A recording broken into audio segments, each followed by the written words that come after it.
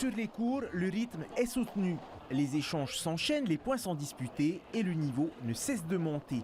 Après les phases de qualification, place au dernier match décisif. Espagnols, Australiens, Français ou encore Calédoniens, les meilleurs pairs sont toujours en lice. Ça va être dur là. Ben, je pense que moi je suis fier. Je pense que au bout de 3 ans où ce sport est arrivé chez nous, on est quand même au niveau des Calédoniens, on titille. On n'est pas loin des... Bon, les Espagnols, on ne va pas y aller les chercher, mais bon niveau. On est content un peu de notre niveau. Côté tahitien, l'aventure s'arrête en quart de finale, mais face à des joueurs expérimentés, les locaux n'ont pas démérité.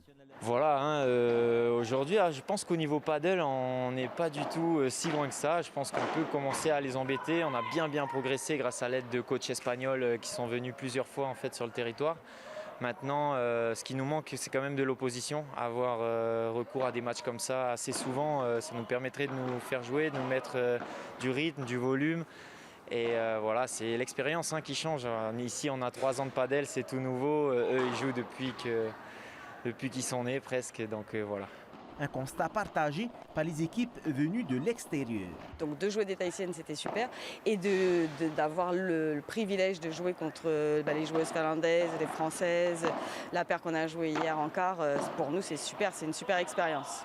Alors moi personnellement, je trouve qu'elles ont un assez bon niveau. Ça se sent qu'elles viennent du tennis et que du coup elles ont un bon toucher de balle. Donc ça, c'est ça qui nous a fait un peu mal. Mais globalement, je trouve que le niveau est très bon chez les femmes. Un tournoi qui dépasse la simple compétition, c'est aussi un moment d'échange entre territoires et une opportunité de faire grandir la discipline. Bien sûr, déjà c'est nos cousins, nous on est là vraiment pour faire un partage. On voit avec Alain Sioux, qui est le président de Phoenix, pour organiser une sorte de circuit entre les Australiens, les Calédoniens et les Tahitiens. Donc là c'est le premier rendez-vous, on vient voir la nouvelle Paddle Cup pour la première année et on espère voir plus d'échanges et évidemment que les Tahitiennes viennent plus souvent en Nouvelle-Calédonie. Et la dynamique est lancée. Après Tahiti, d'autres étapes sont déjà envisagées dans la région.